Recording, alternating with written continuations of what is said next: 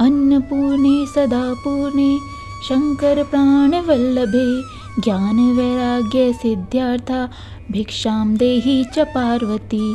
माता च पार्वती देवी पिता देवो महेश्वरा बंधवा शिव भक्तश्च स्वदेशो भुवनेत्रयम्।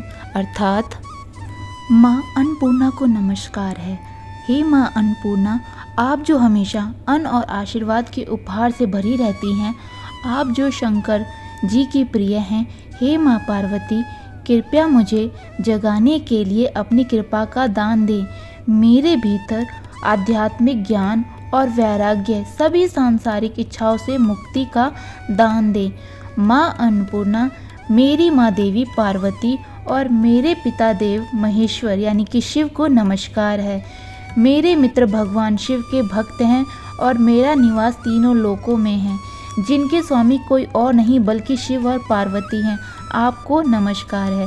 नमस्कार, राधे राधे।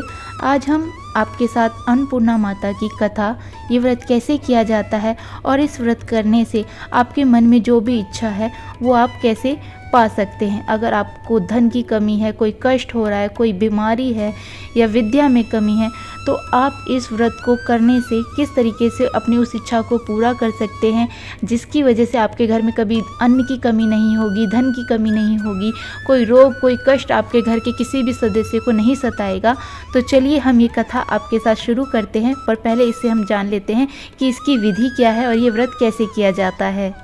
माँ अन्नपूर्णा माता का महाव्रत मार्गशीर्ष मास के कृष्ण पक्ष पंचमी से प्रारंभ होता है और मार्गशीर्ष शुक्ल षष्ठी को समाप्त होता है। यह सर्वोत्तम व्रत 17 दिनों तक चलने वाला व्रत होता है। व्रत के प्रारंभ के साथ भक्त 17 गांठों वाले धागे को धारण करता है। इसे अति कठोर महाव्रत में व्रती 17 दिन तक अन्न को त्याग कर देता है। सिर्फ फलाहार भी एक ही समय करता है। कई भक्त इस व्रत को 21 दिन तक भी पालन करते हैं। इस मान्यता के अनुसार व्रत मार्गशीर्ष कृष्ण प्रतिपदा से प्रारंभ होकर मार्गशीर्ष शुक्ल षष्ठी को समापन होता है। ये व्रत कैसे किया जाए और इसका पूजन विधि क्या है। अन्नपूर्णा माता के व्रत के दिन प्रातःकाल जल्दी उठकर स्नान आदि करके स्वच्छ वस्त्र धारण करने चाहिए। इस प्रकार से 16 दिन तक माता अन्नपूर्णा की कथा का श्रवण करना और डोरे का पूजन करना चाहिए। फिर जब 17वां दिन आए तो मार्गशीर्ष शुक्ल पक्ष की षष्ठी का दिन आए, अर्थात व्रत करने वाला व्यक्ति सफ़ेद वस्त्र पहने और स्त्री लाल वस्त्र को धारण करे। रात्रि में पूजा स्थल में जाकर धान के पौधों में से कल्प वृक्ष बनाकर स्थापित करे और उस वृक्ष के नीचे ही भगवती अन्नपूर्णा की दिव्य मूर्ति स्थापित भी कर सकते हैं। पूरे घर और रसोई चूल्हे की अच्छे से साफ सफाई करें और गंगा जल छिड़क कर शुद्ध करें। खाने के चूल्हे पर हल्दी कुमकुम चावल पुष्प अर्पित करें, धूप प्रज्वलित करें। इसके साथ ही माता पार्वती और शिव जी की पूजा करें। माता पार्वती ही अन्नपूर्णा माता हैं। विधिवत पूजा करने से माता को प्रार्थना करें, हमारे घर में हमेशा अन्न के भंडार भरे रहें।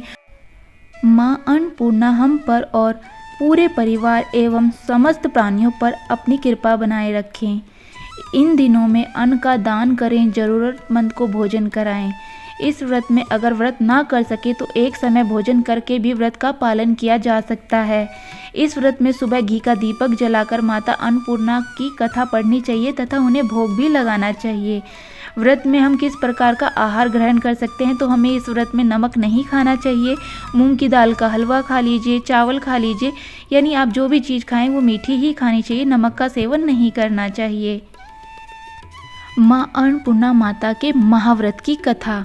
एक समय की बात है, काशी निवासी धनंजय की पत्नी का नाम सुलक्षणा था। उसे अन्य सब सुख प्राप्त थे, केवल निर्धनता ही उसके दुख का एकमात्र कारण थी। यह दुख उसे हर समय सताता रहता था। एक दिन सुलक्षणा पति से बोली, स्वामी आप कुछ उद्यम करो तो काम चले। इस प्रकार कब तक काम चलेगा। सुलक्षणा की बात धनंजय के मन में बैठ गई और वह उसी समय विश्वनाथ शंकर जी को प्रसन्न करने के लिए बैठ गया और कहने लगा, हे देवाधिदेव विश्वेश्वर, मुझे पूजा पाठ कुछ नहीं आता, केवल आपके भरोसे बैठा हूँ। इतनी विनती करके वह 2-3 दिन भूखा प्यासा बैठा रहा। यह देखकर भगवान शंकर ने उसके कान में अन्नपूर्णा अन्नपूर्णा अन्नपूर्णा इस प्रकार 3 बार कहा। यह कौन, ये क्या कह गया? इसी बीच और इसी सोच में वह पड़ गया कि मंदिर में आते ब्राह्मण को देखकर पूछने लगा, पंडित जी अन्नपूर्णा कौन है? ब्राह्मण ने कहा, तू अन्न छोड़कर बैठा है तो तुझे हर समय अन्न की ही बातें सूझती हैं। जा घर जाकर अन्न ग्रहण कर। धनंजय घर गया, स्त्री से सारी बात कही। वह बोली, नाथ चिंता मत करो, स्वयं शंकर जी ने यह मंत्र आपको दिया है, वे स्वयं ही खुलासा करेंगे। आप फिर से जाकर उसी आराधना में बैठ जाओ। फिर क्या था, फिर धनंजय जैसा का तैसा पूजा में बैठ गया। रात्रि में शंकर जी ने आज्ञा दी और कहा, तू पूर्व दिशा में चला जा। वह अन्नपूर्णा का नाम जपता जाता और रास्ते में फल खाता, झरनों का पानी पीता जाता। इस प्रकार कितने ही दिनों तक चलता गया।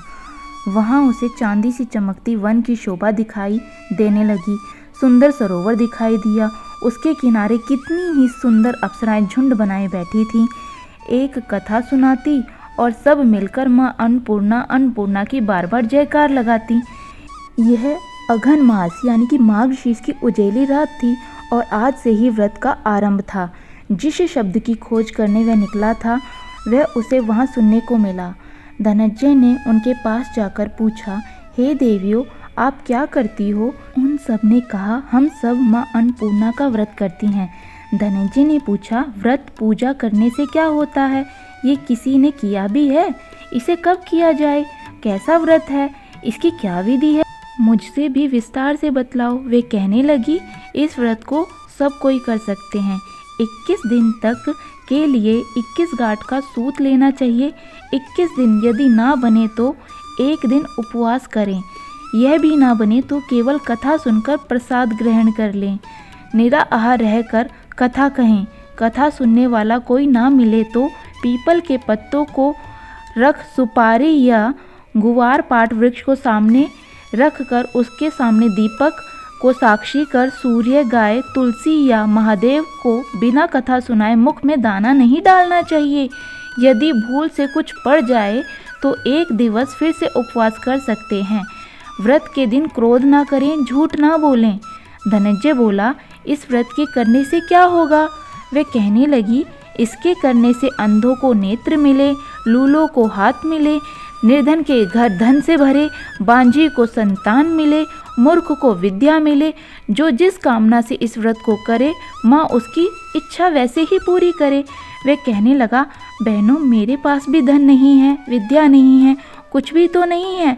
मैं तो दुखिया ब्राह्मण हूँ। मुझे इस व्रत का सूत दोगी? हाँ भाई, तेरा कल्याण हो, हम तुम्हें अवश्य देंगी। ले, इस व्रत का मंगल सूत ले। धनंजय ने व्रत किया, व्रत पूरा हुआ। तभी सरोवर में से 21 खंड की स्वर्ण सीढ़ी हीरा मोती जड़ी हुई प्रकट हुई। धनंजय जय अन्नपूर्णा अन्नपूर्णा कहता जाता तथा इसी प्रकार कितनी ही सीढ़ियां उतर गया तो क्या देखता है कि करोड़ों सूर्यों से प्रकाशमान अन्नपूर्णा का मंदिर है। उसके सामने स्वर्ण सिंहासन पर माता अन्नपूर्णा विराजमान है। सामने भिक्षा हेतु शंकर भगवान खड़े हैं। देवांगनाएं चंवर डुलाती हैं, कितनी ही हथियार बांधे पहरा दे रही हैं। धनंजय दौड़कर जगदम्बा के चरणों में गिर गया। देवी उसके मन का कलेश जान गई। धनंजय कहने लगा, माता, आप तो अंतर्यामिनी हो, आपको अपनी दशा में क्या ही बताऊं, आप तो सब कुछ जानती हो। माता बोली, मेरा व्रत किया है, जा तेरा सत्कार होगा। माता ने धनंजय की जीवा पर बीज मंत्र लिख दिया। अब तो उसके रोम रोम में विद्या प्रकट हो गई। इतने में क्या देखता है कि वह काशी विश्वनाथ के मंदिर में खड़ा है। माँ का वरदान ले धनंजय घर आया। सुलक्षणा से सारी बात कही। माता जी की कृपा से उसके घर में संपत्ति उमड़ने लगी। छोटा सा घर बहुत बड़ा बन गया और जैसे शहद के पत्तों पर मक्खियाँ जम जाती हैं उसी प्रकार अनेक सगे संबंधी उनके घर आने लगे, बधाइयाँ देने लगे और कहने लगे, इतना धन और इतना बड़ा घर, पर सुंदर संतान नहीं तो इस कमाई को कौन भोग करेगा। सुलक्षणा के कोई संतान नहीं है, इसलिए तुम दूसरा विवाह कर लो। अनिच्छा होते हुए भी धनंजय को दूसरा विवाह करना पड़ा और सती सुलक्षणा को सौत का दुख भोगना पड़ा। इस प्रकार दिन बीतते गए। फिर अगन मास आया। नए बंधन से बंधे पति से सुलक्षणा ने कहलाया कि हम व्रत के प्रभाव से सुखी हुए हैं, इस कारण ये व्रत छोड़ना नहीं चाहिए। ये माता जी का ही प्रताप है जो हम इतने संपन्न और सुखी हैं। सुलक्षणा की बात सुन धनंजय उसके यहाँ आया और व्रत में बैठ गया। नई बहू को इस व्रत की खबर नहीं थी। वह धनंजय के आने की राह देख रही थी। दिन बीतते गए और व्रत पूर्ण होने में 3 दिवस बाकी थे कि नई बहू को खबर पड़ गई। उसके मन में ईर्ष्या की ज्वाला दहकने लगी। सुलक्षणा के घर आ पहुंची और उसने वहां भगदड़ मचा दी। वह धनंजय को अपने साथ ले आई। नए घर में धनंजय को थोड़ी देर के लिए निद्रा ने दबा लिया। इसी समय नई बहू ने उसका व्रत का सूत तोड़कर आग में फेंक दिया। अब तो माताजी का कोप जाग गया। घर में आकस्मिक आग लग गई, सब कुछ जलकर खाक हो गया। सुलक्षणा जान गई और पति को फिर अपने घर ले आई। नई बहू रूठकर पिता के घर चली गई। पति को परमेश्वर मानने वाली सुलक्षणा बोली, नाथ घबराना नहीं, माता जी की कृपा अलौकिक है। पुत्र कुपुत्र हो जाता है पर माता को माता नहीं होती। अब आप श्रद्धा और भक्ति से आराधना शुरू करो, वे जरूर हमारा कल्याण करेंगी। धनंजय फिर माता के पीछे पड़ गया। फिर वहीं सरोवर सीढ़ी प्रकट हुई, उसमें माँ अन्नपूर्णा कहकर वह फिर से उतर गया। वह माता जी के चरणों में रुदन करने लगा। उनके पास पहुंचकर माता प्रसन्न हो बोली, यह मेरी स्वर्ण की मूर्ति है, उसकी पूजा करना तू, और तू फिर से वैसे ही सुखी हो जाएगा। जा, तुझे मेरा आशीर्वाद है। तेरी स्त्री सुलक्षणा ने श्रद्धा से मेरा व्रत किया है, उसे मैंने पुत्र दिया है। धनंजय ने आंखें खोली तो खुद को काशी विश्वनाथ के मंदिर में खड़ा पाया। वहां से फिर उसी प्रकार घर को आया। इधर सुलक्षणा के दिन चढ़े और महीने पूरे होते ही पुत्र का जन्म हुआ। गांव में आश्चर्य की लहर दौड़ गई। इस प्रकार उसी गांव के निसंतान सेठ के पुत्र होने पर उसने माता अन्नपूर्णा का मंदिर बनवा दिया। उसमें माता जी धूमधाम से पधारी, यज्ञ किया और धनंजय को मंदिर के आचार्य का पद दे दिया। जीविका के लिए मंदिर की दक्षिणा और रहने के लिए बड़ा सुंदर सा भवन दिया। धनंजय स्त्री पुत्र सहित वहां रहने लगा। माता जी के चढ़ावे में भरपूर आमदनी होने लगी। उधर नई बहू के पिता के घर डाका पड़ गया, सब लुट गया। वे भीख मांगकर पेट भरने लगे और सुलक्षणा ने यह सुना तो उन्हें बुला भेज दिया, अलग घर में रख लिया और उनके अन्न वस्त्र का प्रबंध कर दिया। धनंजय, सुलक्षणा और उसका पुत्र माता जी की कृपा से आनंद से रहने लगा। माता जी ने जैसे इनके भंडार भरे वैसे सबके भंडारे भरे। कहानी कहने वाले, सुनने वाले और हुंकारा भरने वाले पर कृपा करे। बोलो जय अन्नपूर्णा मैया की। अन्नपूर्णा माँ की दूसरी पौराणिक कथा। तो चलिए ये कहानी भी शुरू करते हैं। पौराणिक कथा के अनुसार एक बार पृथ्वी पर सूखा पड़ गया, जमीन बंजर हो गई, फसलें फलों आदि की पैदावार न होने के जीवन में संकट आ गया। तब भगवान शिव ने पृथ्वीवासियों के कल्याण के लिए भिक्षुक का स्वरूप धारण किया और माता पार्वती ने माँ अन्नपूर्णा का अवतार लिया। इसके बाद भगवान शिव ने माँ अन्नपूर्णा से भिक्षा में अन्न मांगा। इस अन्न को लेकर भगवान शिव पृथ्वीलोक पर गए और सभी प्राणियों में इसे बांट दिया। इसके बाद धरती पर एक बार फिर से धन धान्य हो गया।